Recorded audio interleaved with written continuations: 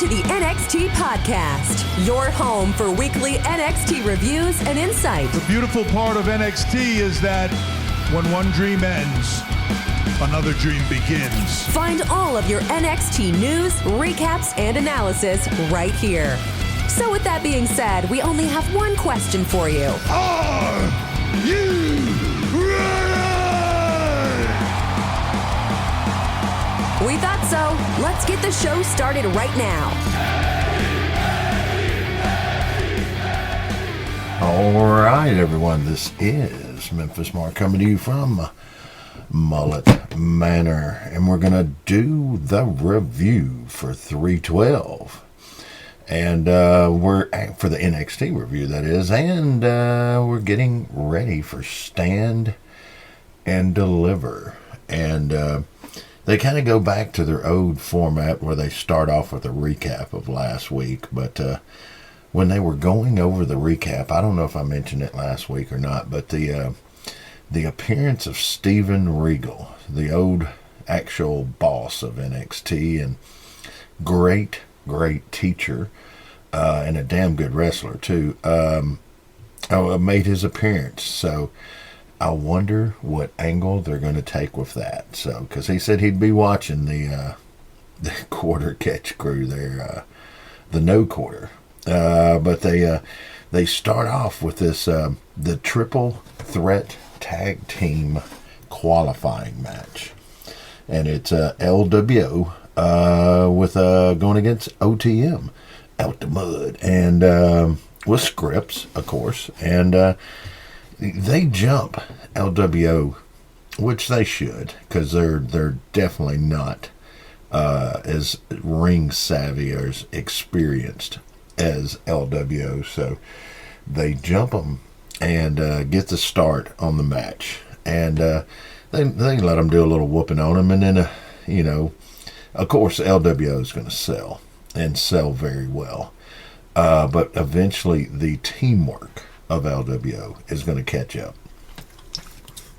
Now that's they do Price and them, they OTM, they do a couple of good moves. Now don't get me wrong, they do a suplex where one of the LWO members is actually standing on the apron outside of the ropes, and he suplexes him over. And, they give that push off, which gives you a little bit, but that's a lot of strength to do something like that. So, and then in the middle of the match, up in the Muffet box, up in the sky box there, you've got the champs show up to do a little scouting, I guess, there. But Braun and Baron, the new comedy duo of NXT, is kind of hanging out, laughing, chilling, just watching. And the match is OTM is so much bigger. The young guys are so much bigger that you've got to bring that teamwork in. You've got to have all that going. And they do. And it ends up with LWO will end up winning the match. But, the talent's just going to win.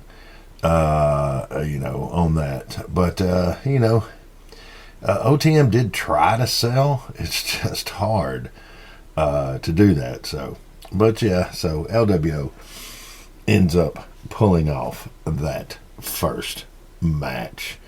And then they got Oba Finney showing up in the parking lot, at the NXT studios in Orlando. And he's rolling in with a suitcase, and old Jensen shows up, and they act like they're going to get into it, and Briggs is out there, and it's a little promo spot for Mr. Finney, and then they do a little recap of Roxanne when she attacked the ladies champ, and did her version of, I guess, a heel turn, maybe, what it kind of seemed like there. But so they do a little recap of that, and then they go to a little clip, a little promo with Miss Thea Hale and Andre Chase, that awkward moment when they're kind of getting back together in that soap opera. But they get back in, and then Duke shows up, and and they're trying to figure out who Thea's partner is going to be, since Jasmine and JC have other things to do. So she picks Jordan. So it's going to be Jordan and Thea going against Kiana James and Izzy Dane. So there you go for that. And then after the Thea and Chase U spot, Roxanne gets into the ring and does her official, I guess you would say, heel turn. She comes out and does her best, but it's weak. It's weak. It's not very good.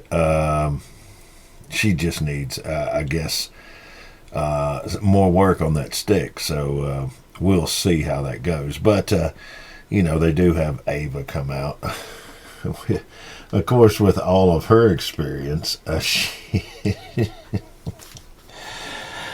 she comes out and stumbles through the promo there. And they're going to wait. They're not going to strip the belt or none of that stuff. So it's, that's where kind of they're going with that. But they do have Tatum Paxley jumps in from the crowd. So it does. They have some kind of something in there that made it almost interesting. Almost. And then they go from there. You've got Lexus King, Mr. Pillman himself, going up against Mr. Stone without Von Wagner. So the Stick Man going up against Lexus King, and he comes out and does a weak throw in the towel at Lexus, and with his 100 and something pound body, he jumps on Lexus a little bit. And then Lexus whoops him, and then whoops him, and then whoops him some more. And then, whoops him some more. He pins him, and Von's going to come out and pick him up and take him away in his arms like Cary Grant or something. And before they... But before that match, I forgot to mention that they did cut a little promo with Thorny D and Stax and their new concierge, I guess you would say, their new lawyer. And they do a good little spot. Those little the editing and everything though is always excellent. It's like a little movie, and Rizzo's in there trying to talk, and so they're having a little cannoli or selling some food, and Dragunov shows up, and of course he's unannounced and everything. He just shows up and sits down at the table. Tony D sends him off, and they have a little talk, and it's okay. It's okay. And then Stax and their new consigliere comes out, and they snatch up Dragunov, and the next thing you know, they're closing a trunk on a nice vehicle there, and they're getting ready to take off. So it's a 2-part series, and that's the end of part 1. And from there, let's see where they go. Oh, and during the Lexus King and the Mr. Stone match, that was about being dishonored in front of his kids. La-da-da-da-da. Then they have Logan Paul show up on NXT. They do a little clip with him announcing that next year's SummerSlam, or this year's SummerSlam, will be in Cleveland, Ohio, where Mr. Logan's from, but also from where Jerry King Lawler's a big Cleveland fan, and lived there for a little while when he was growing up. So coming up in August, so there we go. Get your tickets. And then I guess they're going to go ahead and give us a little tease on what's coming up for Mr. Obafemi, because they cut a little spot with him and Dijak.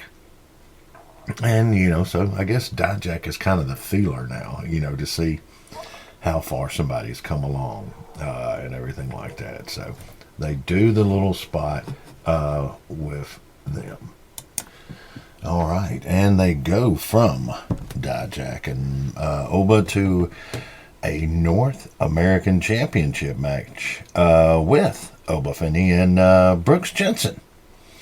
And, Brooks has got some height on him, so they're close in height. Oba's definitely thick and a lot, twice in shape. But, I mean, at least they're putting some, they look good in the ring together. And actually in this one, Jensen's actually got a little more ring experience. It looks like, at least. For sure on TV. And, he's kind of playing the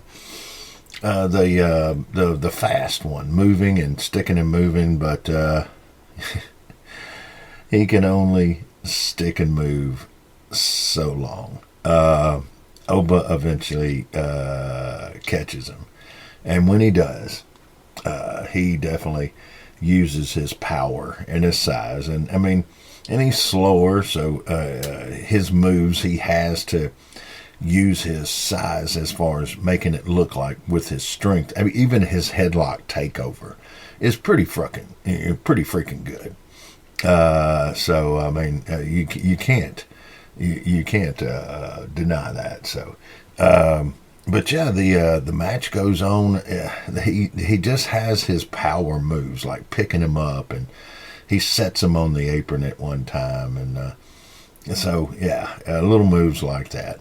But he ends up, doing he's throwing him up in the air like he just don't care, and getting slammed to the ground, and the shoulder tackles and stuff like that. But in the end, the power is going to prevail, and then Briggs is going to come out and try to fire him up, try to do a little Tommy Rich and fire him up, and so it doesn't quite do it. Doesn't quite do it. That's when the champ just goes and just really starts torturing him and just doing move after move, and then hollers that he'll pin him when he wants to, and that's kind of what he does. He pins him and then gets out of the ring and makes a little gesture, but he does like to punish him, so I'm sure Briggs is going to have a match coming up, but that'll be probably after Dijak doing his. Let me see, where do we go from there? We've got the second version of Tony D and Stacks in their new concert area, and Dragunov. So the next version, they're on a bridge, and they let him out, and they try to explain to him that Tony's like, normally I walk on the bridge with me and someone, and I walk back by myself. And Dragunov is saying like, well, show me what you can do. But he kind of, Tony kind of drops a little knowledge to him, and they don't let not Dijak, but Dragunov look bad on this too, or too bad, but good little spot for Tony D. And like I said, the way they edited and the way they put that together, it looks good. They go from there. Yeah, well, they do. Tony D does tell him at the end, hey, think about it while you're walking back. So they pull off and leave him there. Then they do a little announcement, which they've been announcing, that Muhammad Ali is going in the Hall of Fame. And I know a lot of people know who Muhammad Ali is, but I gotta say, if you go back and watch some of those fights, YouTube's got them all on there. The man was definitely one of the baddest, because George Foreman, I won't even go into all that, Frazier and all those, but definitely the Thriller and the Manila. These are all fights that you should go back and check out. So Muhammad Ali, a Hall of Famer. I wish they'd have done it when he was alive. They go from there to Miss Gigi Dolan. Going up against Ariana Grace, and the loser has to go to, like, I guess you would say, in Ariana Grace's point, I guess it would be how would you say that, to prep school, or to, I don't know, she's going to teach her how to be a beauty contestant. If she wins, and this match, it's not worse, really. Ariana's slow, needs more time. Gigi's slow, she's got some big kicks. Other than that, not really good. But the way they end the match was kind of unique. I will give the writers something on this one. They do a crotch shot. You know, they the gonads, the pineapples, the grapefruits, the whatever. You know, Ariana does the old with the foot, like an Eddie Guerrero Latino-y. Does a little move like he would have done when the referee's back's turned. And then Gigi returns the favor in front of the ref. So what's the ref to do? He's got to disqualify her. And when he disqualifies her, of course, Ariana wins. And so Gigi is going to probably get a makeover. So this should be interesting TV, I hope. Or it could flunk really bad. I don't know. We'll see. But the low blows from the ladies, get the DQ. So, wow. Okay. And they got Solo Ruka and Carmen, not Electra, but Carmen.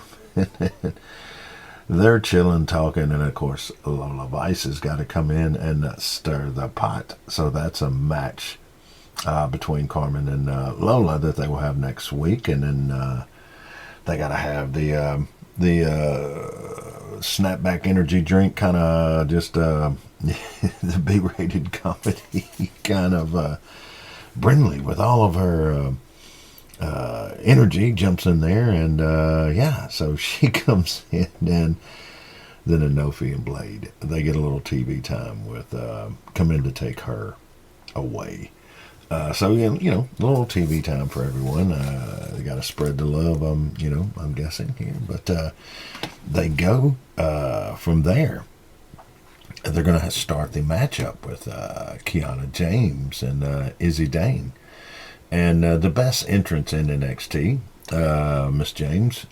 She comes out, and Izzy comes out, and of course they're going to announce Thea Hale and Miss Jordan, and what do we have? But Jordan has been jumped, and she is down and out. So she's injured, and so the plot thickens. What are we going to do here? So Thea Hale is going to run out, and is she going to do a handicap match, 2-on-1 handicap match? What is going to happen here? So they start the matchup, and Thea runs out there and is doing her thing. And then, of course, you got to have a savior run in. She doesn't have a lot of friends, so who runs in but Val and Henry? Yeah, so the old country girl runs in, so she gets in the match, and, of course, they go on for a while. And during the match, you're going to have Jasmine and JC Jane show up. And they're outside the ring, and they're going to pull somebody possibly out of the way there, and we get a pin on Thea. And then, after the match is over, they do some more soap opera stuff. Just happens to be Thea is down and out, and Valen's consoling her, and Jasmine and JC Jane come in there with their nightclub clothes on, and Thea gets up, and she kind of just says, "Hey, you gave me bad advice," and does some. I mean, she's okay. I mean, she's this is pretty much all scripted, so she's doing what she's told, but she pretty much says, hey, y'all gave me some bad advice. You're mean people, and I'm going back to the old Thea. So the old Thea is back, and then she runs around the ring. And, of course, now we're going to have more matches with JC saying that, hey, you're unappreciative of what I did for you. So, yeah. She runs around the ring, does a little scene. And, the Jasmine and JC leave in their stripper shoes, and they head off, and Thea and Valen are now friends. But after that, they do an interesting little deal. They do a little promo with Riley, the guy that was trying to take Thea out there, and then the No Quarter Catch crew come in, and they cut a little promo, pretty much kind of challenging Riley. So we'll see where that goes. So they're setting that up for next week or so, and then you're gonna have the Good Brothers, the OC, doing a little promo, and they're just saying that they're going to take the belts. And then you got old Hank and Tank. Hank and Tank come in there, and they're getting all fired up themselves. And then Braun and Baron, the champs, show up, and they fire them up some more. So, but in this manner, with Mensa and the guys, they're going to show up after this. Well, excuse me, I'm getting ahead of myself. We're going to have our final match, which is going to be Ridge Holland going against Shawn Spears, the chairman. And pretty good match. I mean, Ridge is, they're definitely getting him more time because he's got the look. He's got it'd be great in Europe when they do the tours and everything. But Shawn Spears is great on the mic, and they kind of let him talk maybe a little too much. But he runs his mouth during the match, and Ridge is going to go to that other place that they're trying to avoid Ridge going to. And so the match is going to end up with Shawn Spears ended up pulling the win out. Okay match. So we'll see where that goes on down the road. But the Mensa thing and this whole no-ham deal that I got kind of going because it was probably one of the better spots of the night there, and it's the ending spot.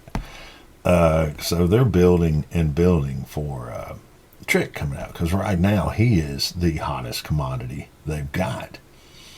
So, Trick's coming out to do his little spot. They bring him out, and he's doing his, okay. He's okay on the stick, but the crowd's fired up, so it makes it all go good. And, and there again, it's scripted, but he's doing a good job. He's got the look. He's getting real good with the stick. His ring ability has gotten a lot better. He has progressed.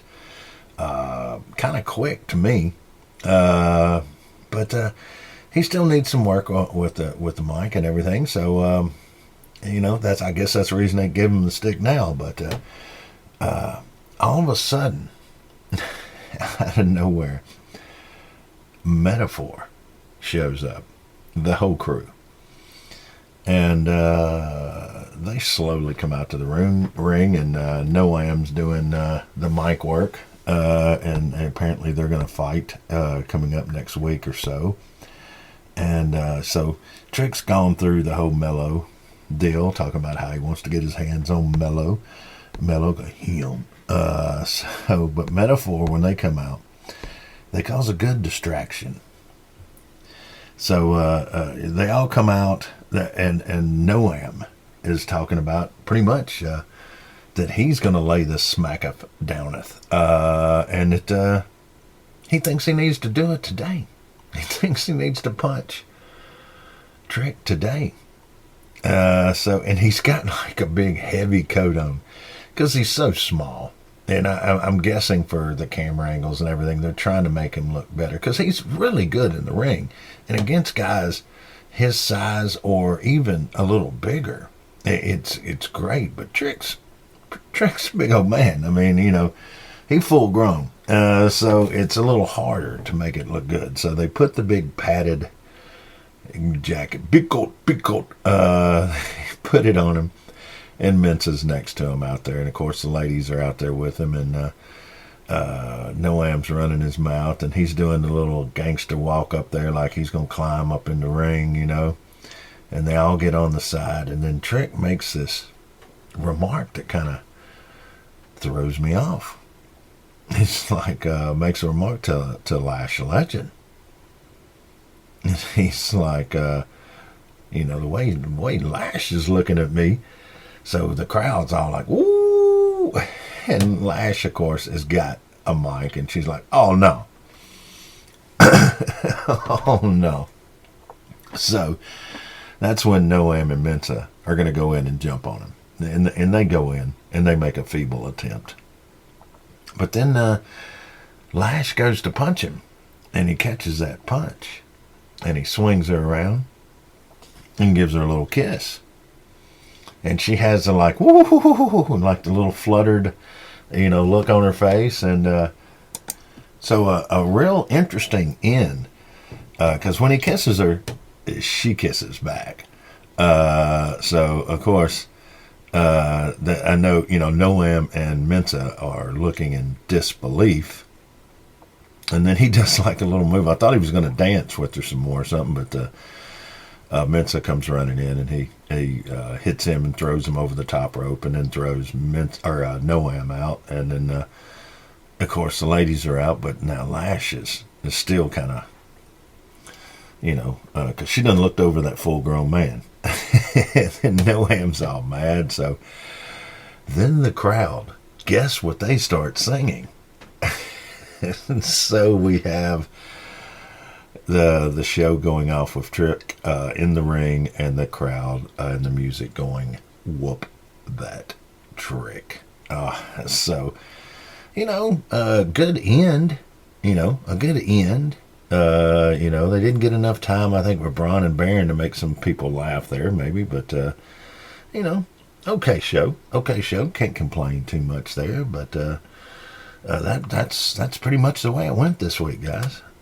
So kind of interested to see, where they're going to go with Steven Regal on down the road. And, they've got some things that they can, different angles and different ways they can go. So we will see heading up to WrestleMania. So we will see how it goes because, of course, they're heading to Stand and Deliver. And we'll go and we got the big triple threat tag team tournament coming up to see who's going to go against the champs. So a lot of things in the works. But all right, guys, that's pretty much it. Had a good adoption this week. Had one of the dogs leave the Mullet Manor rescue here, and so good things going on here. So that leads me into saying, if you can, help a rescue out, help a shelter out, do what you can. And always spay and neuter. And, well, guys, this is Memphis Mark, and I'm out. Thanks for listening to the WWE Podcast. Don't forget to subscribe on your favorite podcast app so you don't miss a show, or head to WWEpodcast.com. And for all of these shows ad-free, head over to patreon.com/WWE Podcast. Until then, we'll see you next time.